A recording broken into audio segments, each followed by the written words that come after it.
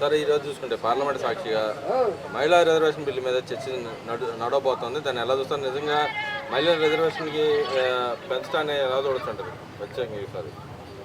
ఈ రోజున ఉన్నటువంటి పరిస్థితుల్లో మరి బీపీఎల్ మండల్ ద్వారా భారత రాజ్యాంగంలో ఆ రోజున మరి ఇచ్చినటువంటి హామీల్లో భాగంగా మరి మహిళా రిజర్వేషన్ అనేది దాన్ని ప్రవేశపెట్టాలనేటటువంటి విధానాన్ని గతంలోనే మరి అనేక రాజకీయ పార్టీలు వాగ్దానాలు చేసినాయి.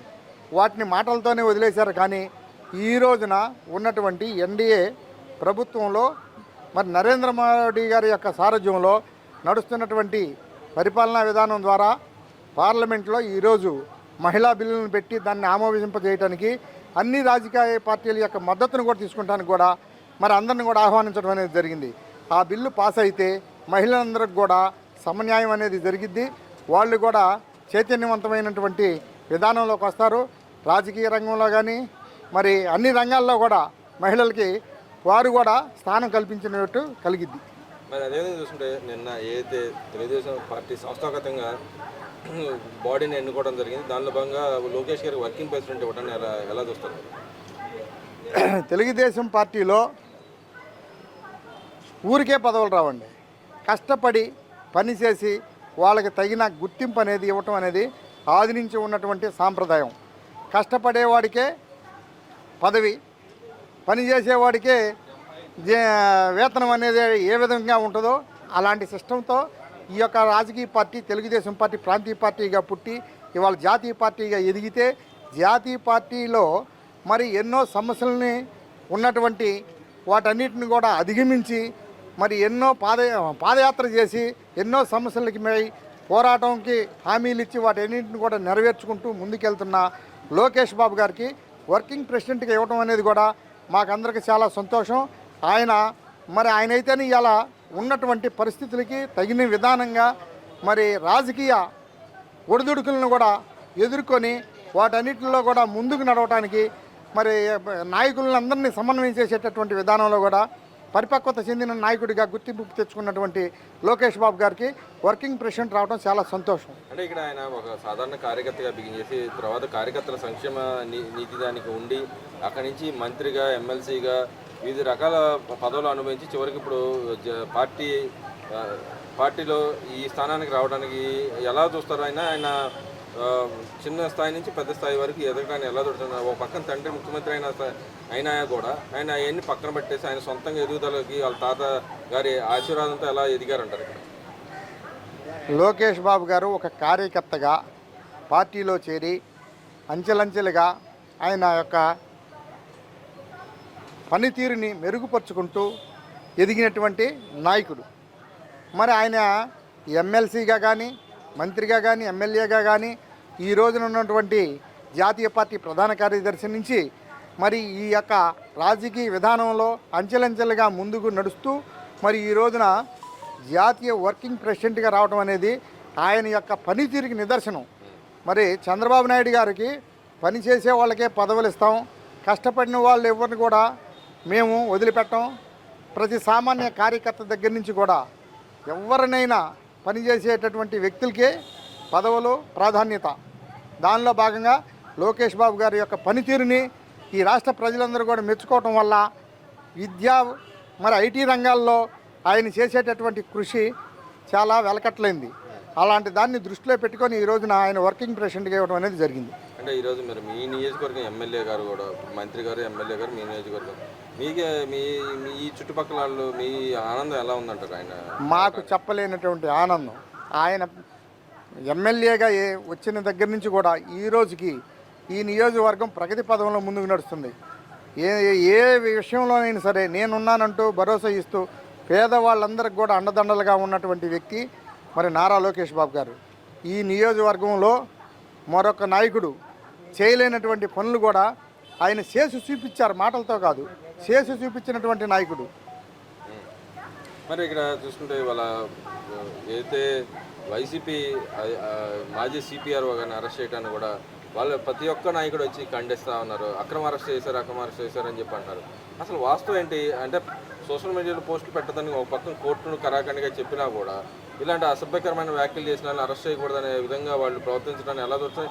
ఎందుకు అంత కంగారు, వాళ్ళలో ఎందుకు కంగారు వస్తున్నారంటే వాళ్ళు చేసేటటువంటి తప్పుడు విధానాలని వాళ్ళు కప్పిపుచ్చుకోవటానికి మరి రాష్ట్ర ప్రజలు కూడా నమ్మలేనటువంటి పరిస్థితిలో ఉన్నాయి వాళ్ళని. అందువలన భయభ్రాంతులకు గురై మళ్ళీ మనము అధికారంలోకి రాలేమనేటటువంటి విధానం వాళ్ళకి అర్థమైపోయింది.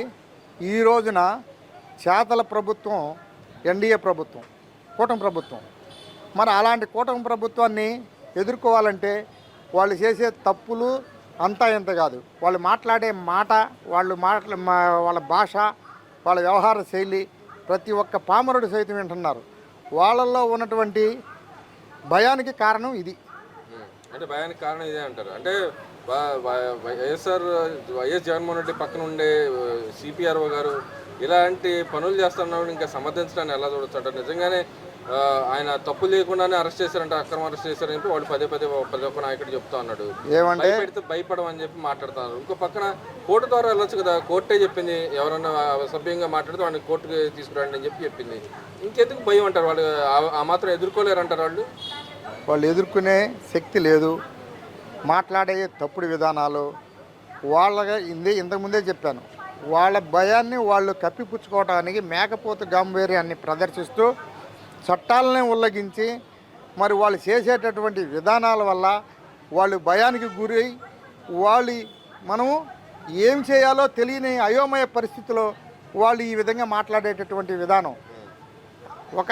వాళ్ళ నాయకుడే మాట్లాడుతున్నాడు. ఇవాళ రాష్ట్ర అభివృద్ధిని ముందుకు నడిపించాల్సినటువంటి నాడు ముఖ్యమంత్రిగా ఉన్న టైంలో కూడా అధోగతి పాలు చేసి రాష్ట్రాన్ని చిన్నాభిన్నం చేసినటువంటి విధానాన్ని అయితే అందరూ గమనించారు.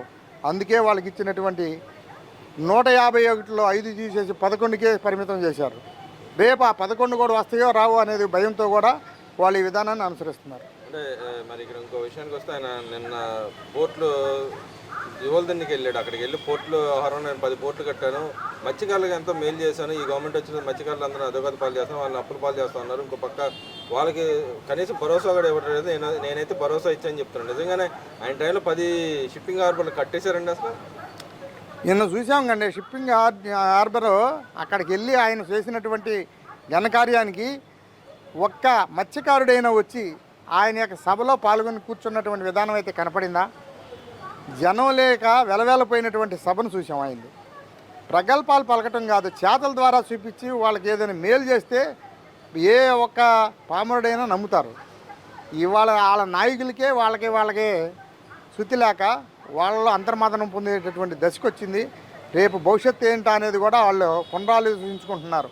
అంటే ఇక్కడ మత్స్యకారులకు నేను ఎంతో మేలు చేశానని చెప్తున్నాడు, కానీ చేసింది ఏం లేదని చెప్పి గవర్నమెంట్ చెప్తూ ఉంటారు. పక్క ఈ సంవత్సరం దాదాపు మత్స్యకారులకు 200 కోట్ల పైన ఏదైతే లబ్ధి చేకూర్చే విధంగా వాళ్ళకి వలలు కానీ, ఇంకో పక్కన ఈ టైంలో ఏదైతే ఈ వేసవకాలం టైంలో 3 నెలల టైం ఉందో దానికి డబ్బులు కానీ అలాంటి 10,000 నుంచి 20,000 పెంచిన పరిస్థితి. ఆయన ఉంటుండే 10,000 ఇవ్వడానికి కూడా గగనం అయితే డీజిల్ కూడా ఫ్రీగా ఇచ్చిన దాఖలాలు లేవు. వెళ్ళిపోయే ముందు ఏదో హడావుడిగా ఒక నెల 2 నెలల ముందు ఇచ్చిన పరిస్థితి ఉంది. ఇప్పుడు నేను వచ్చి మత్స్యకారులను ఎంతో మేలు చేశాను, వాళ్ళ సంక్షేమానికి ఎంతో పాటుపడ్డాను, ఇప్పుడు జీవితాన్ని ఎలా చూడొచ్చంటారు? ఏమంటే వాళ్ళ అబద్ధాలకి ముందు ఉన్నారు, వాళ్ళ మాటలు నమ్మరు. వాళ్ళు చెప్పేది ఒకటి, చేసేది ఒకటి. వాటన్నిటినీ కూడా ఈ ప్రజలు నమ్మే పరిస్థితిలో లేరు. మత్స్యకారులకి న్యాయం చేయిస్తాను అని నిన్న వెళ్ళావు. నువ్వు అధికారంలో ఉన్నప్పుడు చేయలేనటువంటి ఈ పనులు ఇవాళ ఎలా చేయగలుగుతావు అనేది హామీ ఇవ్వటానికి వెళ్ళావు. అంటే ఆయన వచ్చే 3 ఏళ్ళలో చేస్తాడు, వచ్చే 3 ఏళ్ళ తర్వాత చేస్తాడు. 3 ఏళ్ల తర్వాత ఆయన అధికారంలోకి వస్తే కదా నువ్వు ఏదైనా చేసి చూపించాలి. ఇవాళ వాళ్ళకి కావాల్సినటువంటి జీవన వృత్తికి కావాల్సినటువంటి మరి వాళ్ళు వాడేటటువంటి వస్తువులు కానీ వాళ్ళ ఈ 3 నెలలు వేటకెళ్లకుండా ఇబ్బందులు లేకుండా మరి వాళ్ళ ఆర్థిక వనరులు ఇచ్చినటువంటి ప్రభుత్వం కూటమి ప్రభుత్వం ప్రతి ఒక్కరిని ఆదుకుంటూ వాళ్ళకి కావాల్సినటువంటి సదుపాయాలకు సమకూర్చినప్పుడు వాళ్ళని చూస్తుందా, ఈయన చూసిదా? మరి ఈరోజు చూసుకుంటే వాళ్ళ ఎంపీ గారు మీడియా ఛానల్లో మాట్లాడతా మా జగన్మోహన్ రెడ్డి ఏది చెప్తే అదే నమ్ముతాం, దాన్ని ఫాలో అవుతాం అని చెప్తాం. ఇంకో పక్కన అవసరమైతే మానవభావంలాగా తయారవుతాం, అని చెప్పి అంటూ ఉన్నాడు. అంటే ఒక పక్క దేశంలో ఉన్న నక్సలిజం రూపుమాపాలని సెంట్రల్ గవర్నమెంట్ ప్లస్ రాష్ట్రంలో ఉన్న రాష్ట్ర ప్రభుత్వాలు కూడా టెర్రరిస్టులు ఆపాలని చూస్తూ ఉంటాయి. వీళ్ళు మేము మానవాళిలా ఉండి జనాల మధ్యలోకి వెళ్తాం, జనాలను ఏదైనా చేస్తాం అన్నట్టు మాట్లాడతాను ఎలా దొరుకుతుంటారు? అది ఒక సాధారణ మనిషి మాట్లాడితే ఒక రకం, ఒక ఎంపీ ఉండి అలాంటి వ్యాఖ్యలు చేయడానికి ఎలా దొరుకుతుంది? వాళ్ళు చేసేవన్నీ మానభంగాలు, దోపిడీలు, దుర్మార్గాలు. అలాంటి వాళ్ళకి టెర్రరిజంలో మరి ఏ విధంగా ఉండాలో ఆ విధంగా మానవ బొమ్మల్లాగా తయారవటం పెద్ద సమస్య కాదు. వాళ్ళు చేసేట ప్రతి ఒక్కటి కూడా దుర్మార్గమైంది. దానికి అలవాటు పడిపోయారు. అలవాటు పడిన వాళ్ళు ఏమంటారు?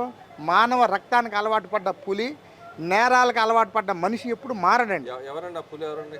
ఎవరనేది అందరికీ తెలిసినటువంటి విషయమే. దానిలో ఎవరైనా సరే మారాలంటే అది వెంటనే మారేది కాదు. అది ఎందుకంటే ఆ సమస్యలు అనేది క్రియేట్ కాకుండా చూసుకోవాలి. ప్రతి ఒక్కరు అది చేస్తాం ఇది చేస్తామని ముందే బెదిరింపులతో రాజ్యాధికారంలోకి రావాలనుకుంటే కుదరదు. ఇది ప్రజాస్వామ్యం. ప్రజా సమస్యల మీద పోరాడినటువంటి నాయకుడు ఎప్పుడైనా సరే ప్రజల గుండెల్లో ఉంటాడు. వారికి ఎప్పుడు ఓటమి ఉండదు. నిరంతరం ప్రజా సమస్యలను ఆలోచిస్తారు. దాన్ని రాష్ట్రాభివృద్ధికి మరి ముందుకు తీసుకెళ్ళడానికి ఉపయోగపడుద్ది. అలాంటి విధానాన్ని అలవర్చుకోవాలండి. మరి ఈరోజు ఏదైతే వాళ్ళు చెబుతున్న మావిగన్ దాని మీద విధానం మీద మచిలీపట్నం నుంచి అమరావతి డెవలప్ అవుతుందని చెబుతున్నారు. నిజంగా ఒక ప్రాంతం నుంచి డెవలప్ అవుతా వెళ్తుంది కానీ రివర్స్లో వస్తుందని చెప్తా ఉన్నారు. ఎలా చూడొచ్చు అంటారు? నిజంగానే మచిలీపట్నం నుంచి ఇటు అమరావతి దాకా డెవలప్ అవుతుంది అంటారా వాళ్ళు చెప్పినట్టుగానే? ఏమండి, డెవలప్ అయ్యేది అవుతూనే ఉంది. ఇవాళ నువ్వు నేను చెప్తే కాదు, చేసేవాళ్ళకి అది చెప్పనవసరం లేదు, చేయమని సూచించని అవసరం లేదు. మనం చేయని వాళ్ళం ఏం చేస్తాం? ఏదో ఒక రాయేస్తాం. ఆ రాయిని పట్టుకోవాల్సిన అవసరం మనకు లేదు. అనేకం పోతా ఉంటే వస్తూ ఉంటాయి. అటన్నిటితో మనం చూసుకుంటే ఏ పని అవ్వదు. అంటే మన పని మనం చేసుకుంటూ పోవటమే. నేను వస్తే మళ్ళీ మారుస్తాను, నేను వస్తే నేను చెప్పింది వచ్చినప్పుడు మారినప్పుడు అది అంటే రారు అంటారా? వచ్చేది రాని ప్రజలే నిర్ణయిస్తారు.